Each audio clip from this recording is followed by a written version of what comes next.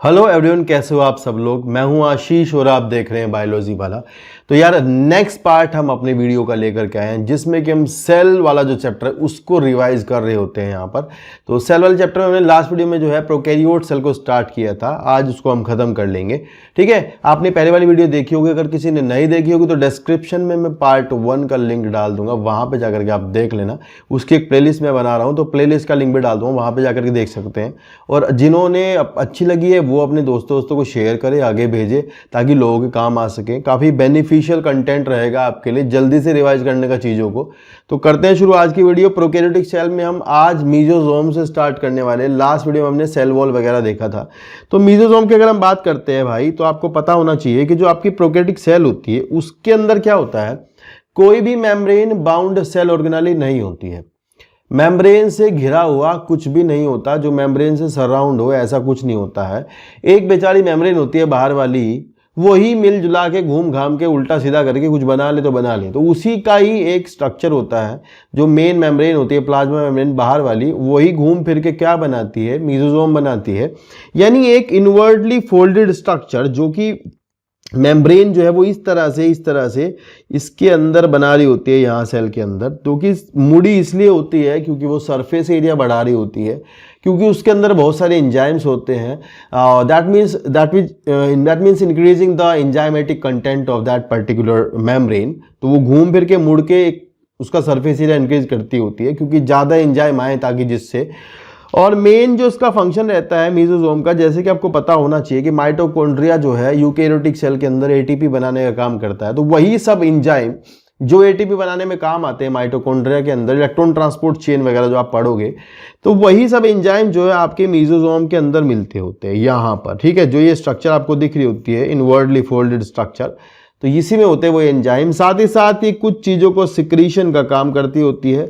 साथ ही साथ जब ये जो प्रोकैरियोटिक सेल का जहाँ डीएनए है, मान लीजिए ये, और ये डीएनए जब कॉपी करता है, प्रोकैरियोटिक सेल का डीएनए कॉपी करता है, तो उसको कॉपिंग के टाइम पर ये जो आपका है मीजोजोम, ये उसको सपोर्ट करता होता है। और साथ ही साथ जब आपके दो जो डीएनए कॉपी हो जाते हैं, तो एक को दूसरी सेल में, मतलब जो कॉपी डीएनए है उसको दूसरी सेल में ट्रांसफर करने का काम भी कौन करता है, मीजोजोम ही करता है। ठीक है, सेल वॉल के फॉर्मेशन में सपोर्ट करता होता है, सिक्रीशन में मदद करता होता है। मेन मुख्य काम है रेस्पायरेशन, यानी वही जो एटीपी यानी एनर्जी बनाने का जो काम होता है वो इसका एक मेन काम होता है। ये बात आप ध्यान रखना, ठीक है ना। तो ये है मीजोजोम। एक क्वेश्चन इससे बन जाता है। लगभग 5 फंक्शन एनसीईआरटी ने इसके दिए, तो उनको हम देख लेते हैं क्या है। यहाँ पर लिखा है कि मीजोजोम जो है it is formed by the infolding of the plasma membrane. तो मेन बात यही है भाई कि आपका जो मीजोजोम होता है वो आपका प्लाज्मा मेम्ब्रेन जो होती है उसके इनफोल्डिंग से बनता है। प्लाज्मा मेम्ब्रेन अंदर की तरफ को फोल्ड होती है, फोल्ड होकर जो स्ट्रक्चर बनाती है उसे अपने कहते हैं mesosome. It include vesicles, tubules and lamellae, यानी कि ये गोल गोल हो सकता है, यानी कि ये इस तरह का हो सकता है ट्यूब जैसा, या फिर ये लैमेली बना सकता है। वो डिपेंड करता है कैसी स्ट्रक्चर इसने बनाई होती है। ठीक है, तो ये 3 तरह से हो सकता है। तो वेसाइकल्स हो, या फिर उसने ट्यूब्स बनाई हो, या फिर वो लैमेली बनाता हो। अब इसके फंक्शंस को आप एक बार देख लो। ये फंक्शन इसके बहुत ज़्यादा इंपॉर्टेंट है भाई, बिल्कुल इंपॉर्टेंट फंक्शन है, याद रखने वाली बात है, प्लीज़ याद रखना यार है। तो यार देखो, पहला फंक्शन है for cell wall formation, cell wall बनाने में मदद करता है। दूसरा फंक्शन है डीएनए के क्रोमोसोम के रेप्लिकेशन में। तीसरी बात है जो रेप्लिकेटेड डीएनए होगा जब उसको सपोर्ट करेगा ये मीजोजोम, तो उसको रेप्लिकेटेड डीएनए को जो डॉटर सेल्स होती है उनमें भेजने के काम आता है ये यहाँ पे। ठीक है, ये वाली बात आप ध्यान रखोगे कि डॉटर सेल्स में सेंड करने के काम आएगा। तीसरा है फॉर रेस्पायरेशन एंड सिक्रीशन। तो यार ये काफ़ी इंपॉर्टेंट सवाल है इसका, रेस्पायरेशन और सिक्रीशन बहुत ज़्यादा इंपॉर्टेंट है, ध्यान रखना। रेस्पायरेशन में मदद करता होता है, सिक्रीशन में मदद करता होता है। नेक्स्ट है to increase the surface area of plasma membrane and enzymatic content. तो सरफेस एरिया बढ़ाता है जिससे कि एंजाइमेटिक कंटेंट भी बढ़ता होता है।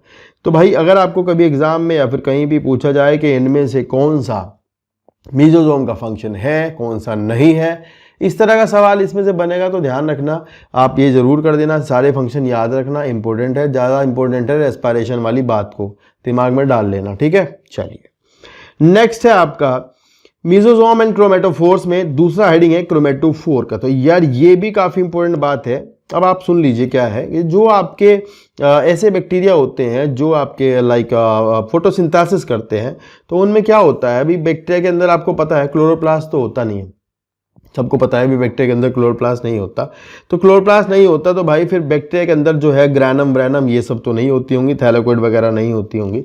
तो फिर बैक्टीरिया जो है वो अपने पिगमेंट्स जो है वो कहाँ रखते होंगे, जो फोटोसिंथेसिस करते हैं उनमें जो क्लोरोफिल वगैरह जो भी बैक्टीरिया क्लोरोफिल या फिर जो क्लोरोफिल होगा वो कहाँ पर होगा, तो उनमें क्या होता है, उनमें होता है ये भाई ग्रैनम व्रैनम तो नहीं होती है, उनमें मेम्ब्रेन जो है ना वही एक स्ट्रक्चर इस तरह से घूम के इस तरह से मुड़ मुड़ के कुछ स्ट्रक्चर बनाती है मेम्ब्रेन ये, ठीक है। And these are called as thylakoid also, you can say they are थैलेकोइड। तो इनको आप थैलेकोइड भी बोल सकते हो, जैसे क्लोरोप्लास्ट के अंदर होती है वैसा बोल सकते हो। इन्हीं को आप क्रोमेटोफोर्स बनते कहते हो। इन्हीं क्रोमेटोफोर्स के अंदर मतलब ये जो इनफोल्डिंग स्ट्रक्चर है मेम्ब्रेन की, इन्हीं के अंदर आपके पिगमेंट्स होते हैं, जो पिगमेंट्स आपके लाइट एब्जॉर्ब करते होते हैं, यानी कि जो आपके वो होते हैं क्या बोलते हैं, जो आपके फोटोसिंथेटिक बैक्टीरिया होते हैं, जो आपके प्रोकैरियोट्स होते हैं लाइक ब्लू ग्रीन एल्गी वगैरह जो होते हैं वो आपके इनको रखते होते हैं, ठीक है।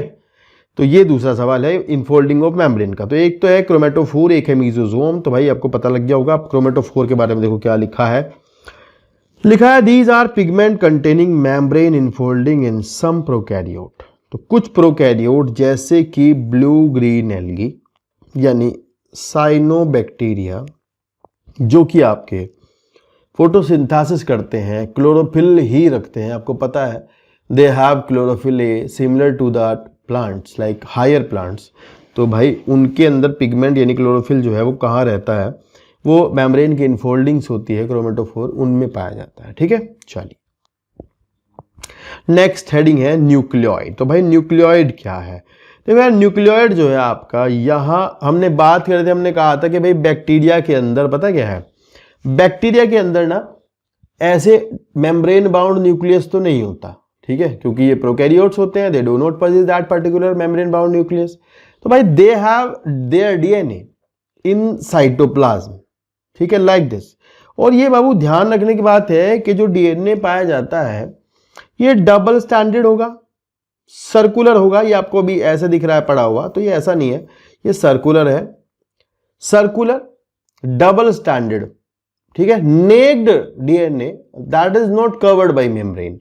तो यार नेक्ड होता है, डबल स्टैंडर्ड होता है, सर्कुलर होता है और बिना किसी मेम्ब्रेन के पड़ा होता है। एक और बात आपको बता दूं, नो हिस्टोन प्रोटीन्स, ये बात आपको आगे समझ में आएगी 12th क्लास में।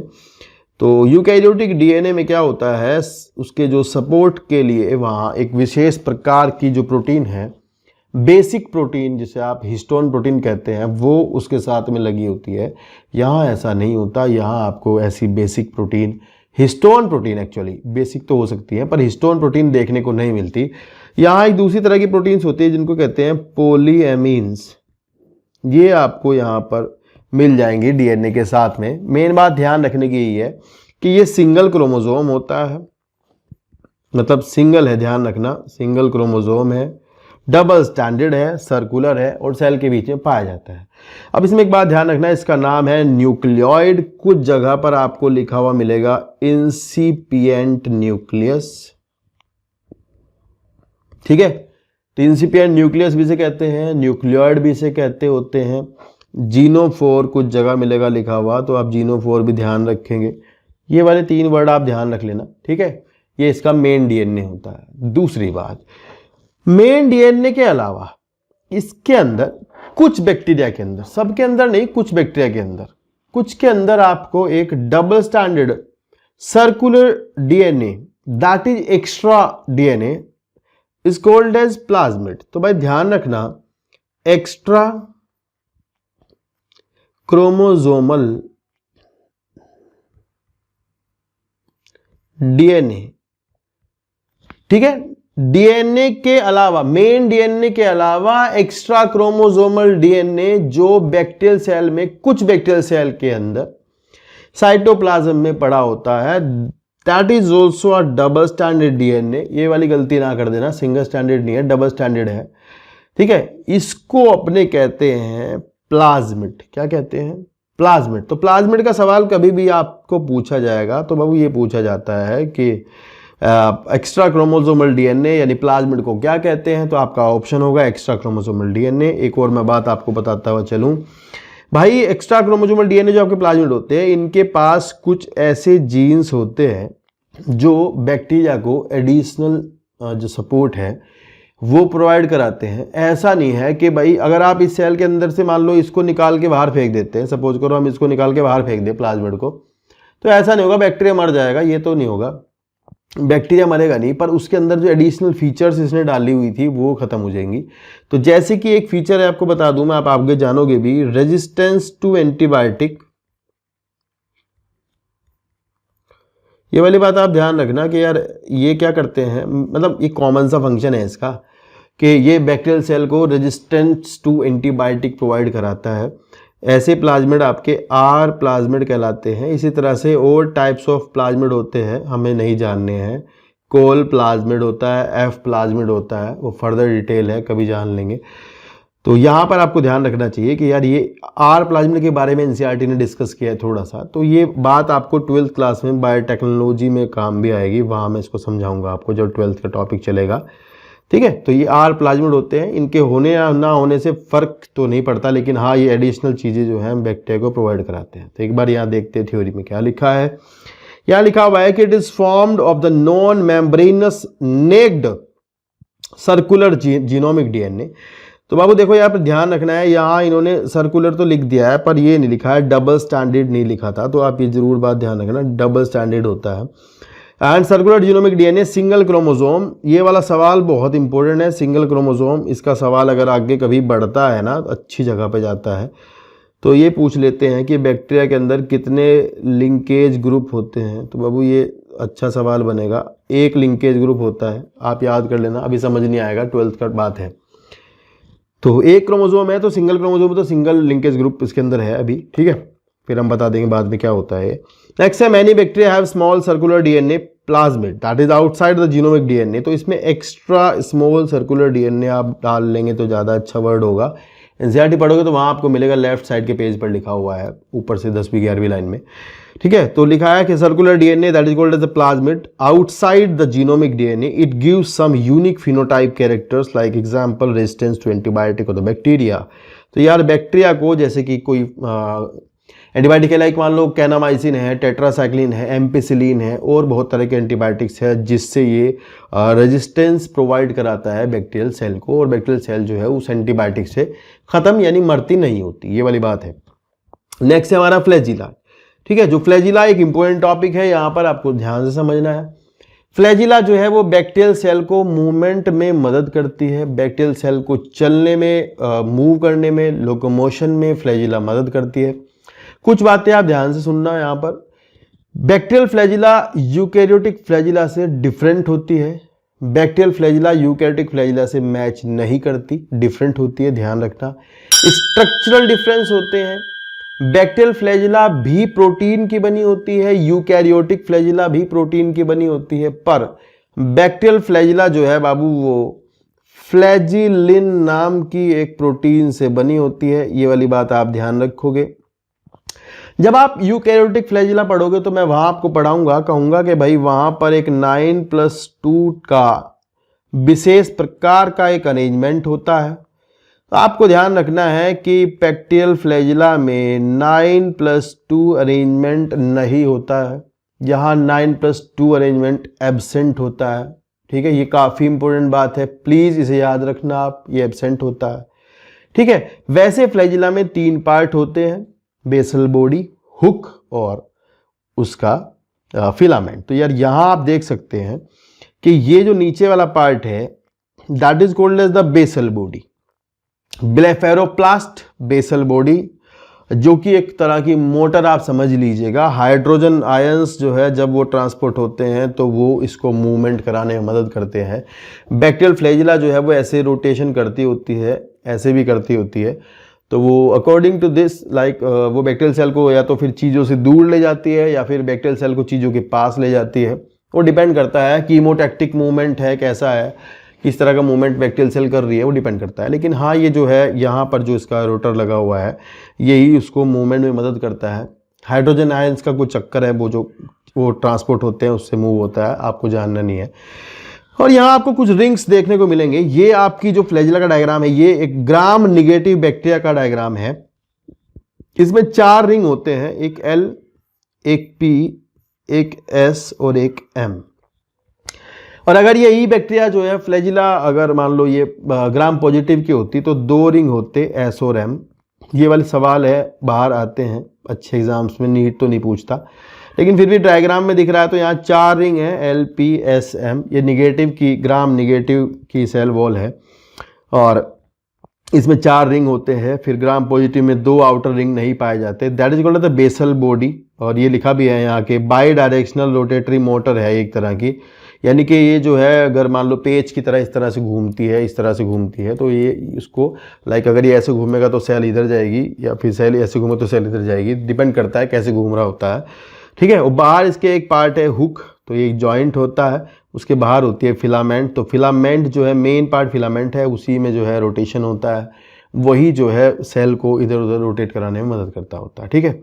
चलिए, तो नेक्स्ट पहले फ्लैजिला के बारे में एक बार आप पढ़ लीजिए, 2-3 लाइन्स हैं। यहाँ लिखा है कि these are thin filamentous extension from the cell wall of motile bacteria and their number and arrangement are varied in different bacteria. Bacterial flagellum has 3 parts: filaments, hook and basal body, and the filaments is the longest portion and extend from the cell surface to the outside। तो यार जो filament होता है वो cell की surface से बाहर निकला होता है, बाहर की तरफ को फैला होता है, ये बात आप ध्यान रखना। नेक्स्ट है, प्रोकैरियोटिक सेल के अंदर 2 अलग से स्ट्रक्चर और पाई जाती हैं, उन्हें कहते हैं पिलाई और फिम्बरी। तो भाई मेन जो सवाल है यार वो ये है कि पिलाई और फिम्बरी जो है वो सेल के अंदर मूवमेंट में मदद नहीं करती होती, वो अटैचमेंट में मदद करती है। यही एक इंपॉर्टेंट क्वेश्चन जो बच्चों से नहीं होता है कि पिलाई और फिम्बरी क्या नहीं करती हैं। पिलाई फिम्बरी मूवमेंट नहीं करती, चलती नहीं है, चलाती भी नहीं है, ये आपकी सेल को अटैच करने में मदद करती है, सरफेस पर, होस्ट पर, कहीं पर अटैच करने में मदद करती हैं। कुछ और सवाल इसके बनते हैं, जैसे कि मान लो आपका जो फिम्बरी होती हैं दे आर स्मॉल, और जो पिलाई होती हैं दे आर इलोंगेटेड। तो ये 2 वर्ड बनेंगे, elongated structure are called as pili, they are made up of special type of protein called as pilin protein. अगर आप पिलाई की बात करें तो भाई पिलाई जो है वो आपकी पिलीन प्रोटीन की बनी होती है, विशेष प्रकार की प्रोटीन है। एनसीईआरटी ने लिखा है that the pili is made up of special protein, they are elongated structures. तो भाई ये वाला सवाल बनेगा एक तो इलोंगेटेड का, देखो ठीक है। और जो फिम्बरी है they are small bristle like structure, fimbriae छोटी होती है, पिलाई बड़ी होती है, तो दे आर पिलाई, पिलाई लाइक लॉन्ग। यहां लिखा है सेक्स पिलाई। अब सेक्स पिलाई बेटा जो है वो ग्राम निगेटिव बैक्टीरिया बनाते हैं, ये वाली बात भी ध्यान रखना, ये आपको बहुत आगे जाके मिलेगी। सेक्स पिलाई होता क्या है कि जब बैक्टीरिया जो है, 2 बैक्टीरिया अगर मैं यहाँ बताऊँ आपको, तो 2 बैक्टीरिया अगर कॉन्जुगेशन कर रहे होते हैं, ठीक है, एक तरीका होता है उनके अंदर डीएनए ट्रांसफर का, तो कॉन्जुगेशन के टाइम पर बाबू मान लो इधर से डीएनए कॉपी होके इधर जा रहा होता है, तो वो इस ट्यूब से जाएगा, इस ट्यूब को हम कहते हैं कॉन्जुगेशन ट्यूब। तो सवाल है conjugation tube during the conjugation of bacteria, like एक बैक्टीरिया F पॉजिटिव है, एक बैक्टीरिया F निगेटिव है, ये इस तरह का होता है, आपको बता देंगे कभी। तो इसमें से डीएनए ट्रांसफर होकर के प्लाज्मिड इधर से उधर जाता है, तो यार वो ट्यूब के थ्रू जाता है, that is called the conjugation tube. सवाल है कॉन्जुगेशन ट्यूब कौन बनाता है, तो भाई ध्यान रखना कॉन्जुगेशन ट्यूब एक ग्राम निगेटिव बैक्टीरिया बना रहा होता है, जिसके पास जो है वो एक फैक्टर होता है जो पिलाई बनाती है, उस पिलाई को हम कहते हैं सेक्स पिलाई। तो यार ये ध्यान रखना, पिलाई का फंक्शन है, सेक्स पिलाई कॉन्जुगेशन ट्यूब बनाने में मदद करती है, ठीक है। ये सवाल बन गया यहाँ पे, मैंने बता दिया आपको, ठीक है, काम आ जाएगा आपके। बाकी यहाँ पर जो है जो फिम्बरी होती हैं, फिम्बरी छोटी होती हैं, फिम्बरी जो है किसी सेल के लिए कहीं पर अटैचमेंट में मदद करती होती है, ठीक है। तो 2 ही बातें हैं बस, इतनी यही ध्यान रखना। यहाँ लिखा है कि these are surface structures have no role in motility. तो नीट में ना ये आएगा, ध्यान रखना बेटा, नीट में आएगा ये नो रोल इन मोटिलिटी, ठीक है, इंपॉर्टेंट है बहुत। फिर लिखा है कि पिलाई सिंगुलर जो है पाइलस और elongated tubular structure made of the special proteins, pilin, pilin की बनी होती है। And fimbriae are small bristle like fibers sprouting out of the cell. In some bacteria, they help to attach the bacteria to rocks in the stream and the host tissue. तो यहाँ से एक तो elongated word सवाल create होगा, NEET में जाता है, ये पूछा जाता है। एक ये आएगा स्मॉल वर्ड, पूछा जाएगा स्मॉल, तो भाई ये काफ़ी इंपॉर्टेंट सवाल है, दोनों ध्यान रखना, ठीक है। ठीक है, तो ये फंक्शन भी है और मतलब जो मेन बात है वो ये भी होगी, ठीक है। ये पिलीन प्रोटीन है भाई, ध्यान रखना, यहाँ पर दी नहीं है एनसीईआरटी ने, आप नोट कर लेना, ठीक है। चलिए, और next heading is the ribosome. ठीक है, राइबोसोम सबको पता है, बढ़िया सवाल बनता है राइबोसोम का, ठीक है। एक बहुत बड़े सवाल बनता है, बताऊंगा अभी। तो राइबोसोम्स का आपको बचपन से पता होता है, 9th क्लास से तो पता ही होता है, वहाँ आपको बताया जाता है कि राइबोसोम्स जो है वो प्रोटीन फैक्ट्री होते हैं, प्रोटीन बनाने में मदद करते हैं, सेल के अंदर प्रोटीन बनाते हैं, ऐसा पढ़ा होता है। राइबोसोम के बारे में पीछे हमने पढ़ा है कि राइबोसोम जो है वो non membrane bound cell organelle होते हैं। राइबोसोम के अंदर ऐसा है कि मेम्ब्रेन नहीं होती, तो that's why they are found in all type of cells, like they are having prokaryotic cells also have ribosomes and eukaryotic cells also have ribosomes, but there are some structural difference are present between them, वो एक अलग बात है। तो यहां आपको structural difference भी दिखेगा और सब समझ में आएगा कि है क्या चक्कर। तो यार ये जो है दो राइबोसोम के डायग्राम है, जो कि प्रोकैरियोटिक और यूकैरियोटिक राइबोसोम है। बाबू प्रोकैरियोटिक राइबोसोम जो है वो चाहे यूकैरियोटिक और प्रोकैरियोटिक दोनों ही हो, दोनों ही आपके 2 यूनिट के बने होते हैं, ठीक है। तो एक स्मॉल सब यूनिट और एक लार्ज सब यूनिट है। तो स्मॉल सब यूनिट जो है भैया वो आपकी प्रोकैरियोटिक वाले में जाओगे तो 30S है और बड़े वाली 50S है। यूकैरियोटिक का देखोगे तो बड़े वाली 60S है और छोटे वाली 40S है, ठीक है। तो 2 सब यूनिट हो जाती हैं दोनों में ही। दोनों सब यूनिट मैग्नीशियम आयन से जुड़ी होती हैं भाई, ये वाली बात ध्यान कर लेना। बड़े वाली यूनिट और दोनों छोटे वाली को जोड़ करके प्रोकैरियोटिक राइबोसोम बनते हैं 70S। S is the Svedberg constant, ये आप आगे बताऊंगा क्या है, ठीक है। सेडिमेंटेशन कोएफिशिएंट है, ये भी समझा दूंगा आगे चल के। और यूकैरियोटिक बनता है 80S इसी तरह से। और फिर अगर आपको जानना हो तो राइबोसोम किसके बने होते हैं, तो बाबू राइबोसोम जो है वो RNA के बने होते हैं, राइबोसोमल RNA एंड प्रोटीन्स के बने होते हैं, ये वाली बात ध्यान रखना। तो types of RNA, types of protein are present in ribosomes. Like bacterial ribosome की जो लार्जर यूनिट है that is having the 5S rRNA and 23S rRNA, and in small subunit there are 16S rRNA. In eukaryotic ribosome 5S, 5.8S, 28S ribosome rRNA, and in smaller unit there is 18S rRNA। तो यार ये आपको learn कर लेना चाहिए, at least इतना तो पता ही हो, 12th क्लास में ये फिर काम आएगा, वहां पूछा जाएगा, ठीक है। बैक्टीरियल राइबोसोम की बड़ी यूनिट में 23S, 5S और छोटी में 16S rRNA होता है, डिफरेंट टाइप की प्रोटीन्स पाई जाती है, ठीक है। काम राइबोसोम का है प्रोटीन का बनाना, वो ट्रांसलेशन एक प्रोसेस होता है जो 12th क्लास का एक बड़ा सा टॉपिक है, वहां आप इसको समझोगे, ठीक है। वहां पर आपको बताया जाएगा कि भाई ट्रांसलेशन कैसे होता है, ठीक है, प्रोटीन कैसे बनती है। सवाल इंपॉर्टेंट ये है कि ribosomes are present freely in the cytoplasm and they are found attach with the membrane of the bacterial cell. Ribosomes जो है बैक्टीरियल सेल की मेम्ब्रेन के साथ भी अटैच होते हैं भाई, और साइटोप्लाज्म में भी पड़े होते हैं। तो यार ये मेम्ब्रेन के साथ अटैच होते हैं, ये एक अच्छा सवाल बनेगा, नीट में आता है यहाँ से सवाल, इंपॉर्टेंट है, बहुत ज़्यादा ध्यान रखना। लिखा है they are associated with the plasma membrane, यही एक सवाल है, अगर मैं टीचर हूँ तो मैं यही बनाऊंगा, बच्चे गलत कर देंगे मुझे पक्का पता है, बच्चे कहेंगे साइटोप्लाज्म में होते होंगे, यहाँ नहीं होते होंगे, तो ध्यान रखना। They are about 15 nanometer and 20 nanometer in size, you have to learn size, and they are made up of 2 sub units like 50S और 30S, or when they join together to form 70S prokaryotic ribosomes। S means to say that sedimentation coefficient, और जो density और size को नापता है, ये आपको आगे पढ़ाया जाएगा। और सेंट्रीफ्यूगेशन करते हैं तो उससे मतलब उससे पता लगता है कितना डेंसिटी किसकी है, ठीक है। तो यहाँ ये है कि सेडिमेंटेशन कोएफिशिएंट में नापते क्या हैं, तो डेंसिटी और साइज नापते हैं, ये वाली बात ध्यान रखना, ठीक है। चलिए, और यहाँ फिर एक टॉपिक छोटा सा और आपकी बुक में दिया है, पॉलीराइबोसोम्स पूछा गया है, पॉलीराइबोसोम बताया गया है। बैक्टीरियल सेल में ऐसा होता है कि बैक्टीरियल सेल के अंदर भाई ऐसा है कि एक ही जो mRNA होता है, मैसेंजर RNA जो होता है, जब प्रोटीन बनती है तो उस मैसेंजर आरएनए के साथ में, एक ही एमआरएनए के साथ में 6 से 7 जो है राइबोसोम आकर के जुड़ जाते हैं, क्योंकि एक ही टाइप की प्रोटीन बनानी होती है, ठीक है। तो 6 से 7 एमआरएनए, 6 से 7 राइबोसोम्स जब एक एमआरएनए यानी मैसेंजर आरएनए जो कि ट्रांसक्रिप्शन के बाद बनता है, मतलब DNA have that particular information for protein, तो डीएनए क्या करता है, उस इंफॉर्मेशन को सेंड करता है बाहर एमआरएनए की फॉर्म में। एमआरएनए जो है मैसेंजर होता है, that will have some information for the arrangement of the amino acids in a protein, तो उसके ऊपर फिर आकर के राइबोसोम्स लगता है वहाँ।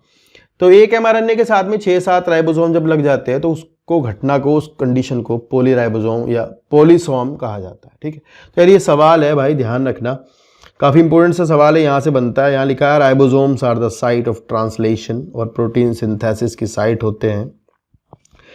सेवरल राइबोसोम्स में attach to the single mRNA to form a chain, 7, 6, 7, 8 इतने, बस, इससे ज़्यादा नहीं। कोल्ड पॉलीराइबोसोम और पॉलीसोम्स इसको कहते हैं। फिर है ribosomes of A polysome translate the mRNA into protein. तो यार जब एक प्रोटीन की, यानी एक ही प्रोटीन जो है 50 बार बनानी होती है, तो ऐसा तो नहीं होगा कि भाई बार बार एक ही राइबोसोम आएगा उस पर लगेगा, है ना, इट विल टेक टाइम। तो ऐसा तो कर नहीं सकता बैक्टीरिया, क्योंकि बैक्टीरिया को 20 मिनट में डिवाइड भी करना होता है, ठीक है। 20 मिनट में बैक्टीरिया को डिवाइड होकर अलग होना है, तो भाई इतना टाइम नहीं है उसके पास फालतू का ना। यूकैरियोट्स में चलता है लंबा ड्रामा, ठीक है। तो ये है, ये सवाल है, बढ़िया सवाल है, पेपर में पूछ लेते हैं, आता है, ठीक है। चलिए next and last topic of prokaryotic cell, that is called the inclusion body. So some storage bodies are present in the cytoplasm of the bacterial cell called as inclusion bodies. They do not have any membrane. क्योंकि आपको पता ही है bacteria के अंदर membrane bound कुछ नहीं होता है, मेम्ब्रेन बाउंड नहीं पाया जाता कुछ भी। तो भाई ध्यान रखना, inclusion bodies are non membrane bound structure present in the cytoplasm of the bacterial cell. और मेन बात यही है, बाकी फोस्फेट स्टोर करती हैं, ग्लाइकोजन स्टोर करती हैं, एयर स्टोर करती है, बहुत सारी चीज़ें स्टोर करती हैं। एक बार देखते हैं क्या क्या है। लिखा है दीज आर नॉन मेम्ब्रेनस, सवाल इंपॉर्टेंट यही है। Stored reserve material seen freely in the cytoplasm of prokaryotic cell. Example like phosphate granules, इसको आप वॉल्यूटिन ग्रेन्यूल्स भी कई बार कहते हैं, ये वाली बात ध्यान रखना। फिर लिखा है साइनोफाइसियन ग्रेन्यूल्स, तो वही जो आपके साइनोफाइसियन मतलब जो आपके ब्लू ग्रीन एल्गी होते हैं उनमें पाए जाते हैं। ग्लाइकोजन स्टोर करते हैं। गैस वैक्यूल्स होती हैं जिन बैक्टीरिया को फोटोसिंथेसिस करनी होती है। उन बैक्टीरिया को, फोटोसिंथेसिस करने वाले बैक्टीरिया को जमीन मतलब सरफेस ऑफ द वाटर पर तैरना होता है, बाहर तैरना होता है, तो उसको ब्यूएंसी प्रोवाइड कराने के लिए, मतलब उसको हल्कापन देने के लिए उसके अंदर गैस वैक्यूल्स पाई जाती है। तो बहुत इंपॉर्टेंट काम है इनका, गैस वैक्यूल्स का। लिखा है gas vacuoles are found in the blue green and purple and green photosynthetic bacteria. तो ये क्या करती हैं, ब्यूएंसी प्रोवाइड कराती हैं बैक्टीरियल सेल को, ठीक है, तैरने के लिए मदद करती होती है। तो यार ये यहाँ तक का जो है प्रोकैरियोटिक सेल के बारे में आपकी बुक में एनसीईआरटी में बताया गया। तो उसके मेन टॉपिक जो है मैंने आपको बताए हैं। ये पीपीटी जो आप सामने देख रहे हैं, ये एक वेबसाइट का लिंक है, मैं डाल दूंगा डिस्क्रिप्शन में, वहाँ से ली गई है and you can purchase from there also. आप वहाँ से इसे खरीद सकते हैं अगर आप इसी से पढ़ना चाहते हैं तो, ठीक है। बाकी और भी नोट्स आपको वहाँ पर मिल जाएंगे, अच्छी वेबसाइट है। तो यार ये ध्यान रखना, ये ब्यूएंसी प्रोवाइड कराता है, इंपॉर्टेंट टॉपिक है। यहाँ प्रोकैरियोटिक सेल जो है आपकी खत्म हो जाती है, बैक्टीरियल सेल का टॉपिक जो खत्म हो जाता है, इसके बाद जो है वो यूकैरियोटिक सेल स्टार्ट होगी, ठीक है। होप सो आपने अगर यहाँ तक वीडियो देखी होगी तो अच्छी लगी होगी, और आप कुछ और चाहते हो तो आप कमेंट बॉक्स में आकर के जरूर लिखना, ठीक है। नीट के एग्जाम की डेट आ गई है, 7 मई डेट में भी हो सकती है, तो भाई बढ़िया से तैयारी करना। स्कूल एग्जाम जिनके हैं वो इसको पढ़ना, फिर साथ में एनसीईआरटी बराबर में रख के पढ़ लेना, उससे आपको मामला सही हो जाएगा। एनसीईआरटी समझ में आ जाएगी क्या बातें चल रही हैं, क्या इंपॉर्टेंट है, क्या पढ़ना है, क्या नहीं पढ़ना, तो ठीक है ना। तो मिलते हैं नेक्स्ट वीडियो में, भाई बने रहना मेरे साथ में, और अपने दोस्तों को जरूर शेयर कर देना, बता देना लोगों को, देख लेंगे वीडियो, ठीक है। और कोई प्रॉब्लम हो तो कमेंट कर देना। Take care, bye bye, Tata.